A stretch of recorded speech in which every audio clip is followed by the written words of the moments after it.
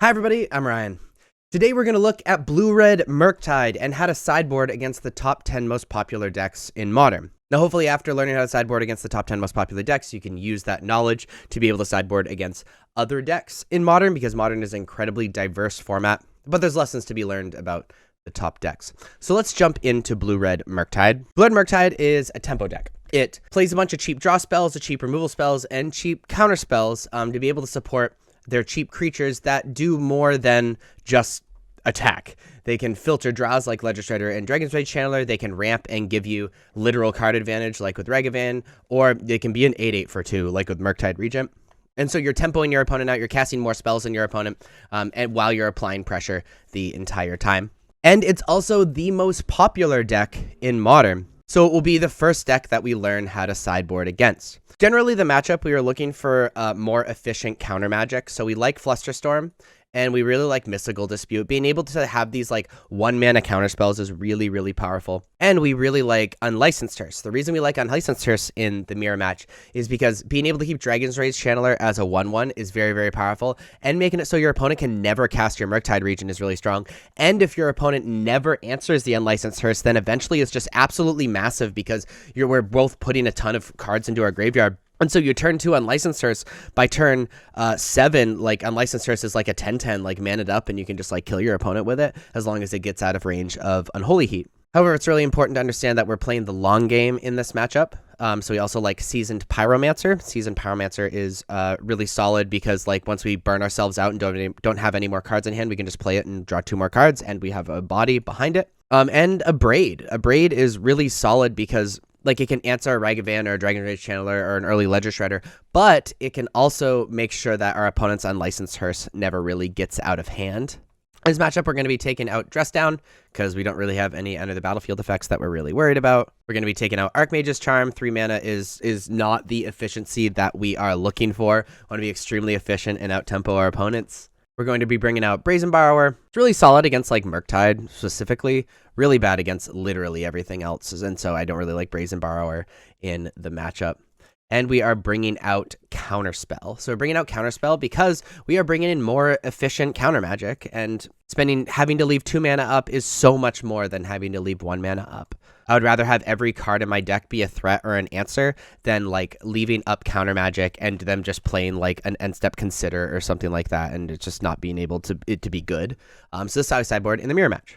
The second most popular deck is Creativity. Against Creativity, we are bringing in Flusterstorm to be able to fight those counter wars when they actually cast Creativity. We're bringing in Dress Down for when they cast... It's kind of like another counter spell against Creativity, right?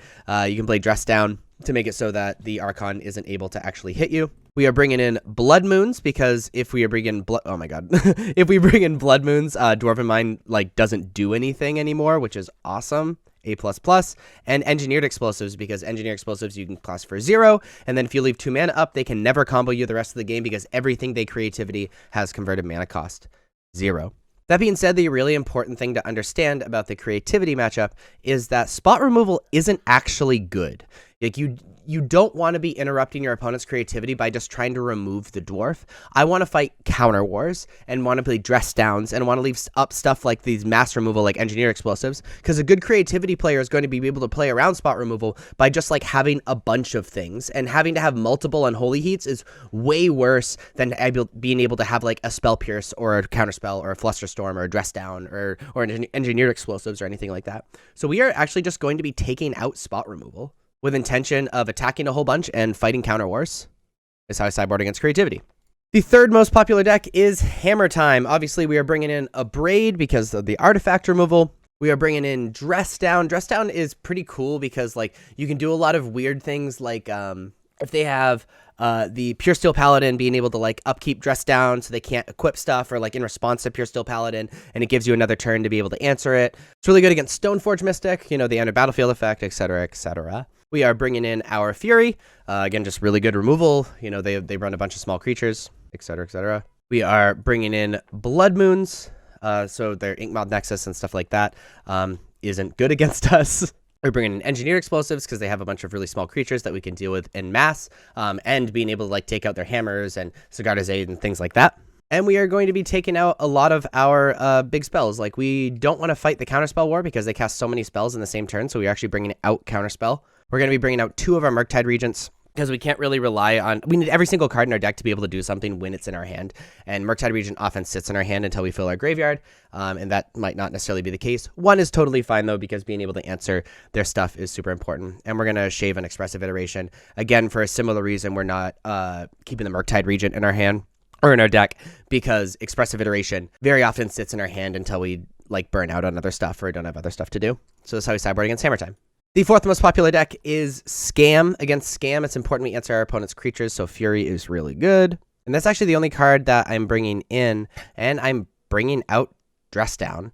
The reason I'm bringing out Dress Down is by the time we can cast Dress Down, our opponent's creatures have already done their thing. They've already scammed us. And so I'm not worried about like leaving Dress Down up. I'd rather just counter their creatures because they have to run a lot of like bad cards in their deck. And if we can weather the storm in the first few turns, then we are totally okay.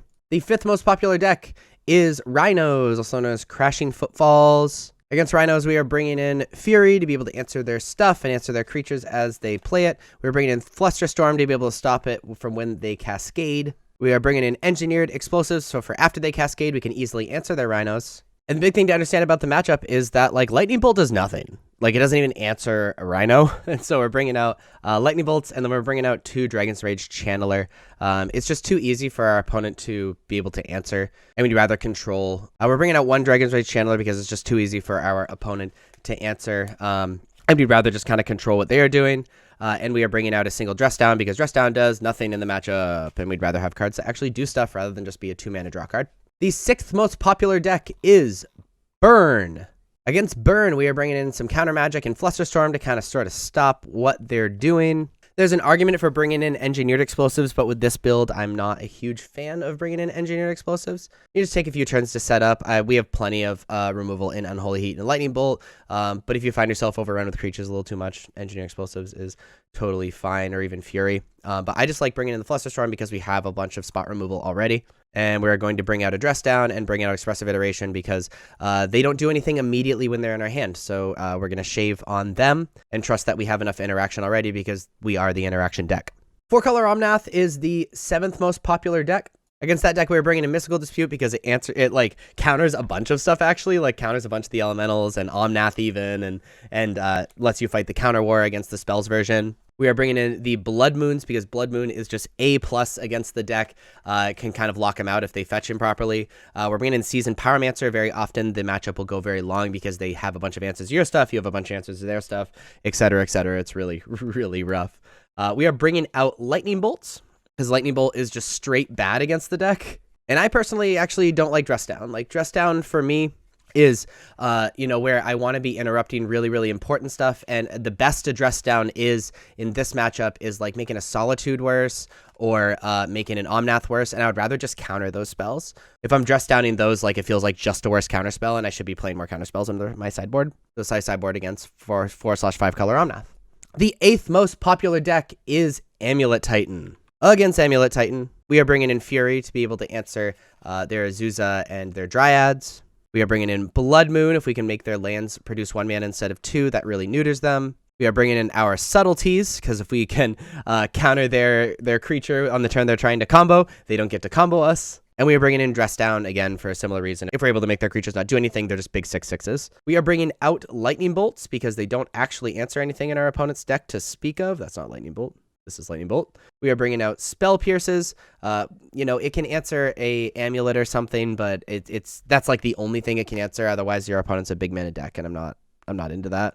And we're going to shave 1 Expressive Iteration. For a similar reason as Burn, it's really important every card in our deck does something the turn it's in our hand. And if we're casting Expressive Iteration, we're probably already doing really good because the game's going long. And I want every card in my hand to be able to interrupt what my opponent's doing or apply pressure. The 9th most popular deck is Yawgmoth. Against Yawgmoth, we are bringing in Fury. We are bringing in Engineered Explosives. Again, these are just removal for their creatures, which is just really good.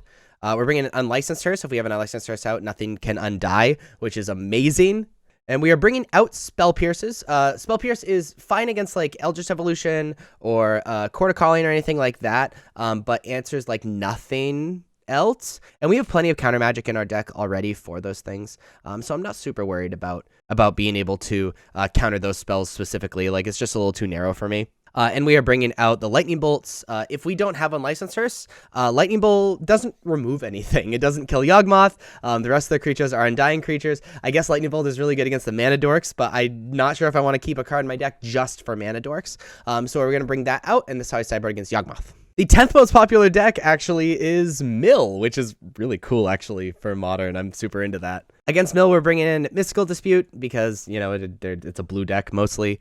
Bringing in Flusterstorm to be able to... you kind of treat Mill actually like a burn deck, except they're burning the cards in your deck, you know? And I think that's really cool. So we're going to sideboard a little similarly. We just have a few more answers than against burn. So we're bringing in Flusterstorms, and that is pretty much it. We are bringing out Dress Downs because we don't really have any end of the battlefield effects that we are worried about. And we're bringing out 2 Expressive Iterations. One, so we don't filter through our deck too fast against Mill. And 2, similar to Burn, it's really important that every card in our deck does something right now while it's in our hand. And Murktide is actually really good against Mill because, like, we can exile cards from our graveyard. Like, they're putting cards in our graveyard, which means you just get an 8/8 for 2.